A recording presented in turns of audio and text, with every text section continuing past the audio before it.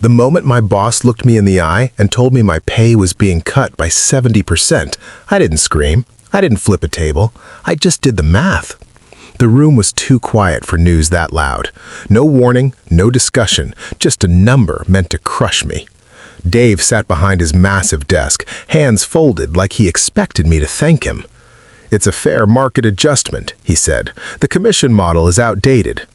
I didn't look at the trophies on his shelves or the framed handshake with someone richer. I looked at him, the same man I'd once trusted, the same man who now stared at me like I was an expense, not a person.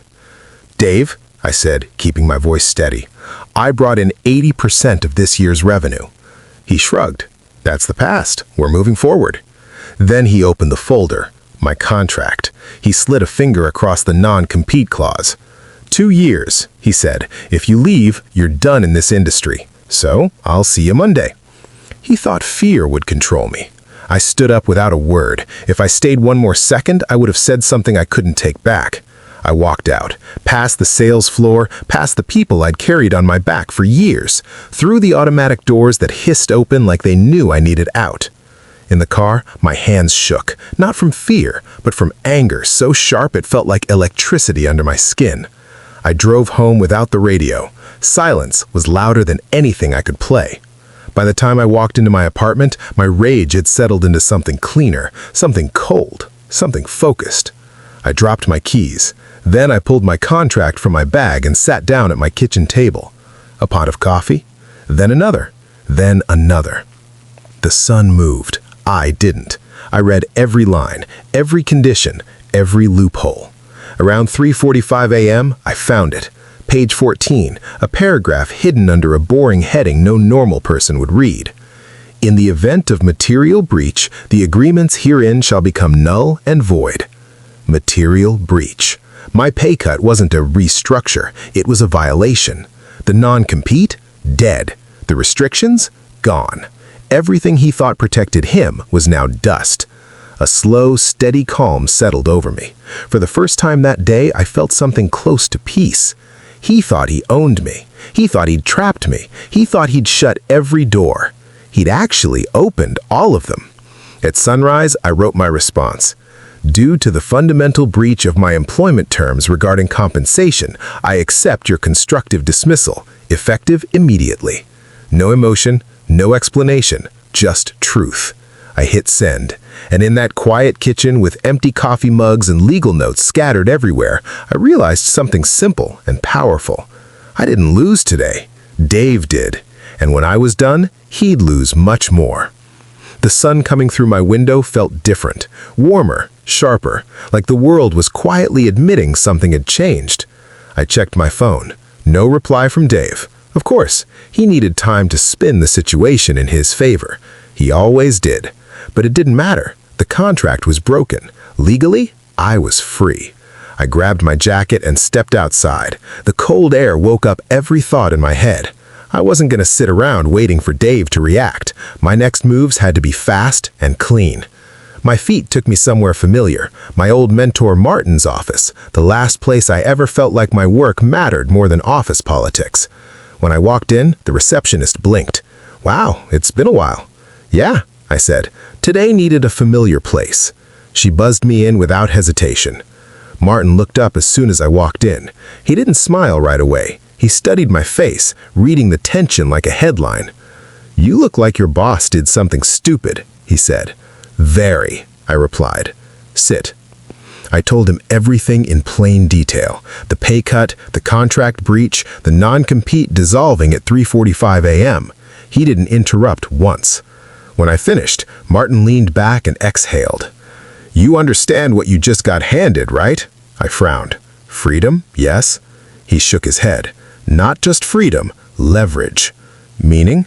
He opened a filing drawer and took out a folder with my name on it. "Clients talk. I still hear things." He flipped through pages. "Your biggest accounts? They've been unhappy for months. Delays, overcharging, sloppy contract handling. The only reason they stayed was you." I felt a small, sharp jolt in my chest. I knew there were issues, but "You didn't know because they told you, not the company," Martin said. "They trusted you, not Dave." He closed the folder and looked me dead in the eyes. "And now, you're free to pick up the phone and say, 'I'm back,' and I guarantee every one of them will follow you." The realization hit me fast and hard. Dave didn't just lose me. He'd lose the revenue I brought, then the clients I saved, then the financial stability he bragged about, and I'd barely lifted a finger. I stood. "Martin, are you serious?" He nodded. "If you want to rebuild your career somewhere else, or even start your own thing, this is the moment. And yes, you can take every client you earned." For the first time since yesterday, something inside me felt solid. Not anger, not fear. Control. I thanked him, walked out, and stepped back into the city morning. Everything looked clearer, brighter. Not because the world had changed, but because I finally understood the power I had. My phone buzzed. Dave. I opened his message. "We'll consider this your voluntary resignation. Return company property immediately. Your accounts will be reassigned." I stared at the screen for a full 3 seconds before laughing softly. He still believed the accounts belonged to him. He had no idea they didn't.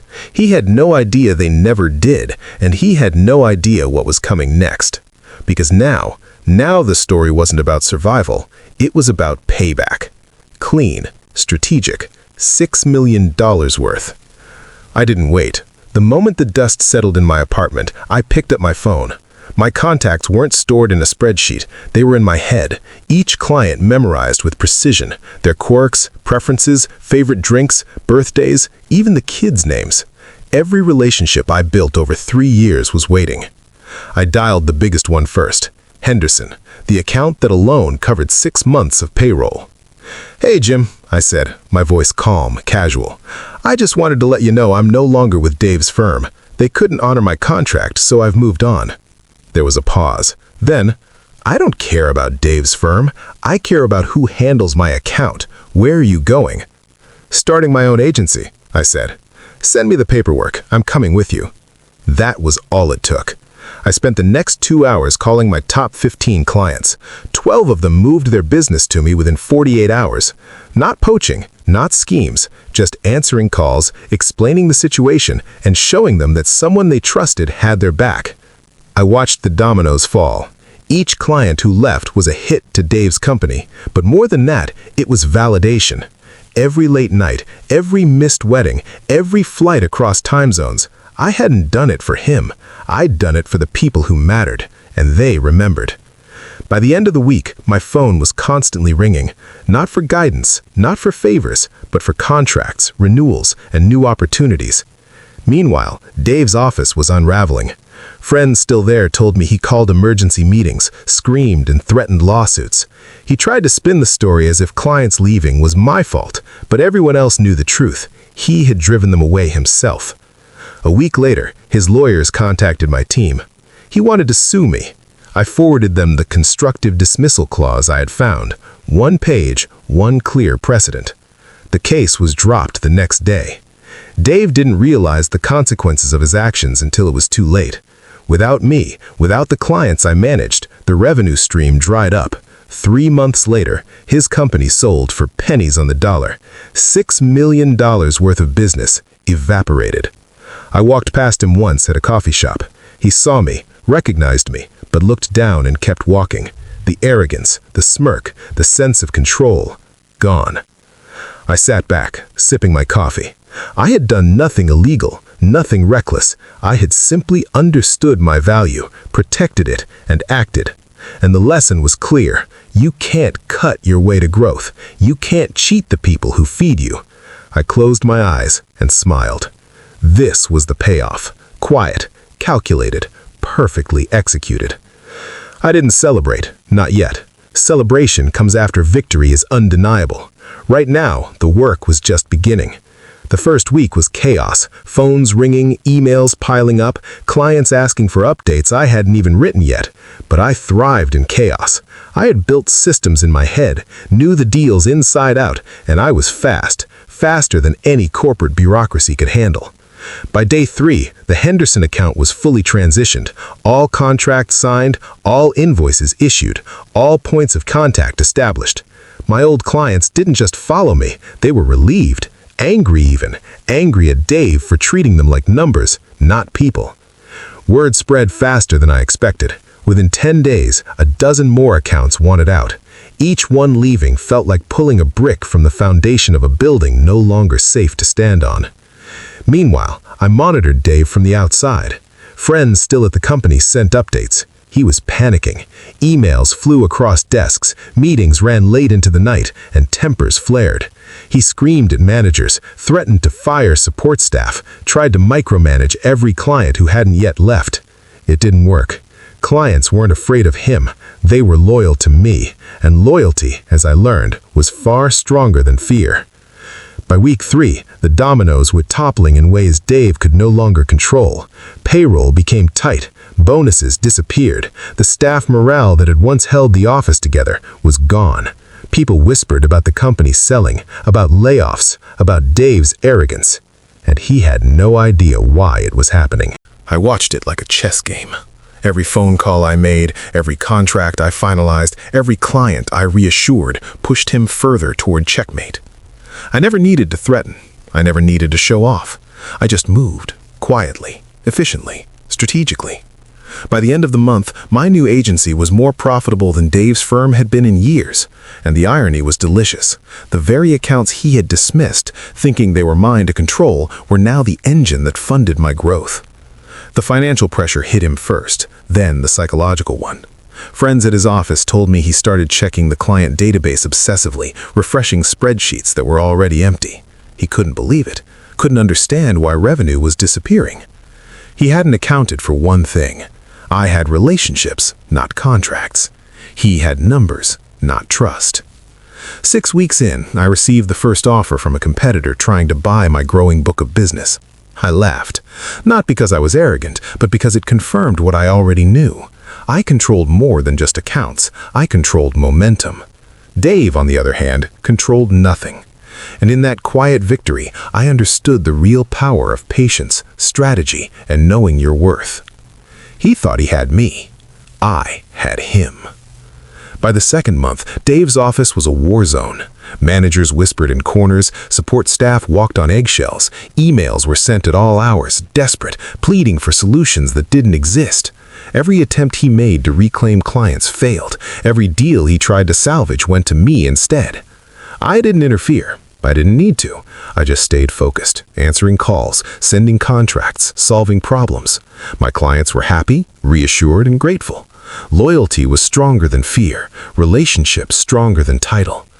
Word traveled fast, more clients called, more accounts shifted, the revenue drain accelerated.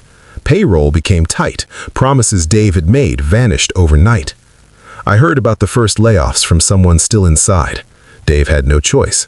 The support staff, the people who kept his office running, were let go. Morale hit rock bottom.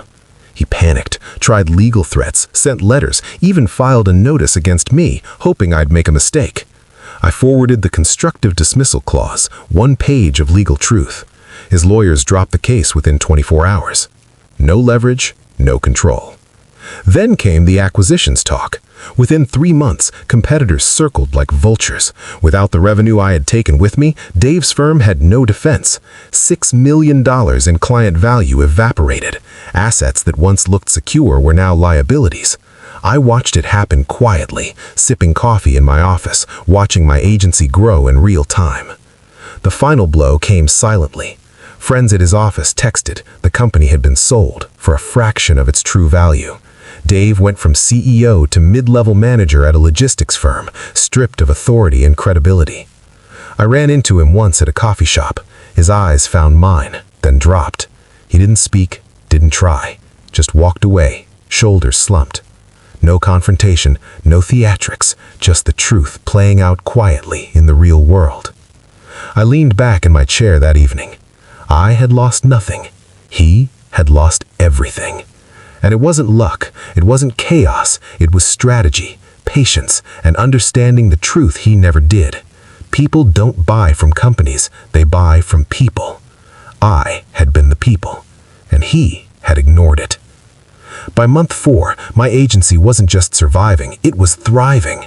Every client I had brought over was settled in, happy and growing. Contracts were renewed automatically. New referrals flowed in without effort.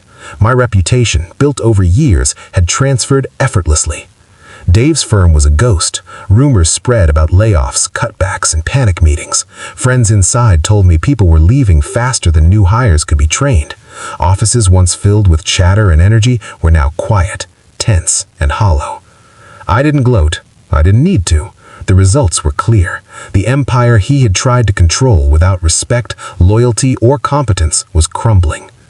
I spent mornings on strategy, afternoons on client calls, evenings reviewing financials. Every day reinforced the same truth.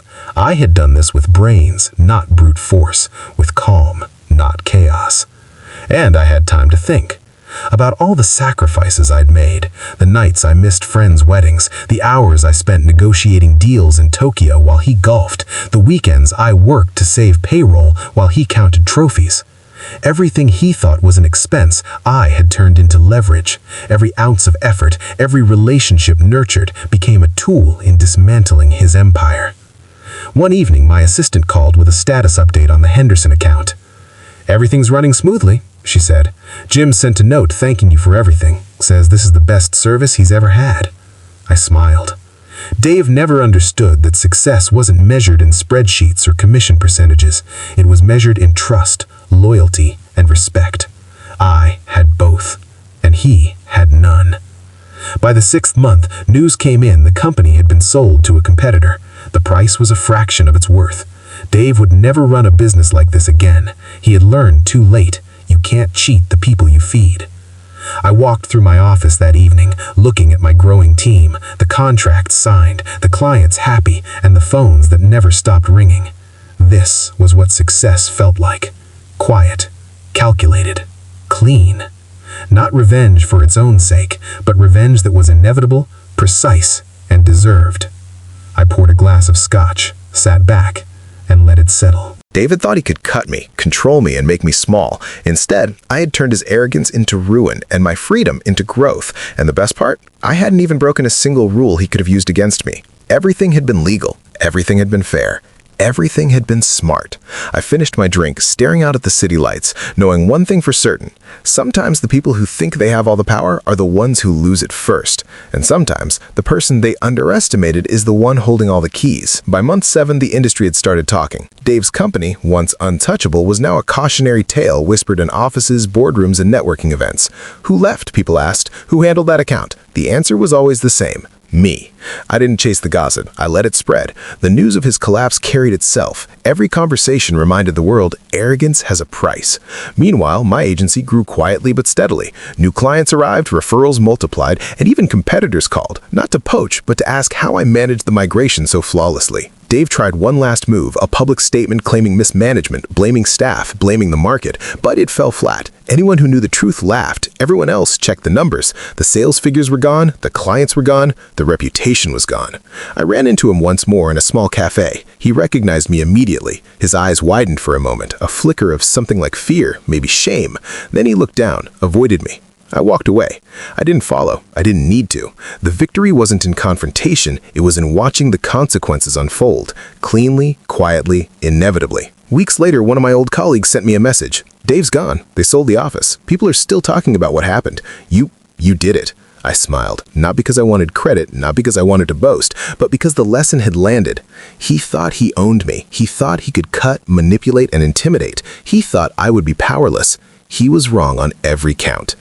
And while he started over as a mid-level manager somewhere else, I had rebuilt everything he destroyed, and more.